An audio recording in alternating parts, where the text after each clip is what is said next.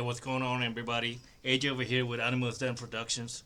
A lot of people have been asking me how do I do the key spikes with Massey DRT plugin. It's actually a Pro Tools plugin. So I'm just gonna show you real quick on the snare track over here in this session. This is a drum cover I'm working on with for one of the local bands around here. So first thing you're gonna do is duplicate the snare track.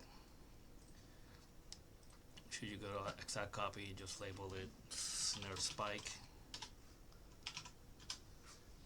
and then just select the whole track, go to audio suite, find Massey plugins, Massey DRT, and then the first thing you're gonna do is hit analyze. This is how the plugin looks like. These are all the suggested trigger points for snare hits. It's not accurate right now. You gotta kind of like mess with the loudness and the sensitivity, but there's a better way. You basically gonna find a clean snare hit like so, and you're just gonna hit the learn button over here and learn. So what it's gonna do is gonna read that waveform and kind of like memorize it and try to match every other waveform to it. So this bar right here is a similarity.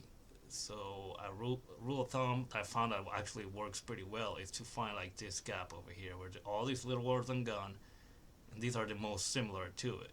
And this gap right here should be the perfect spot for it to make it more accurate.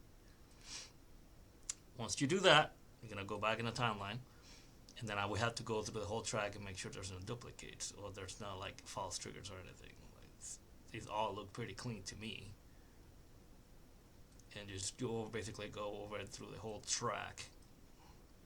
Stuff like that. That looks like a little miss trigger, except it's not. That's a snare hit. It's just this will capture all the dynamics, which will make the samples that much more accurate. Yeah. So all this is clean. Massey is like 90% accurate. It's pretty crazy. But you always want to go through and make sure like everything is just where it's supposed to be. The more you do it, the quicker you're gonna get at it. So I'm just gonna assume everything's good. Then the next thing you're gonna do is hit render, and now this will no longer be a snare hit. Shouldn't be. See, this is what the spike sounds like, and as you can hear, there's dynamics on it as well too. But we're not done yet. That could work, but it's not 100% accurate. So what you want to go is go through each transient like this. I use tab to transient to pick the transient, and then you just make sure that the trigger is right at the beginning of it. Because sometimes it's just like some weird stuff like this happens. Like you just find the beginning of it and just put it there. See, like this is a little bit off.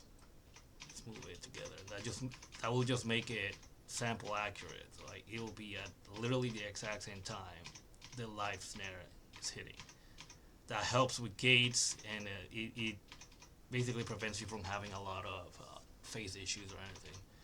As you can see, these are all pretty dead on.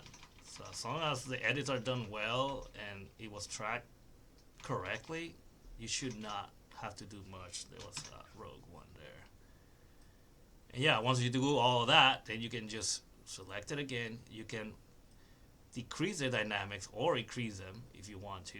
I usually decrease them a little bit and just make it a little louder, and then just render it like that. Now you can just go in and pull trigger on it, and your samples should be that much more like it should have all the dynamics that you need. I have one of my samples over here. Let's try that one. And then just play the snare.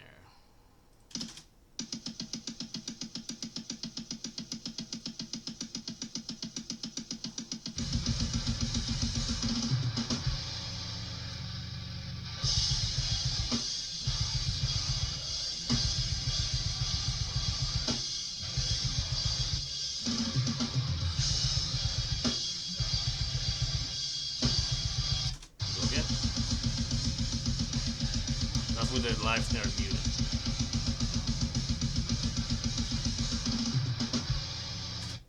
That sounds pretty good to me. So if you got any questions and did I go too fast or you got have want to learn how to use this program better, then just hit me up and I'll talk to you all day.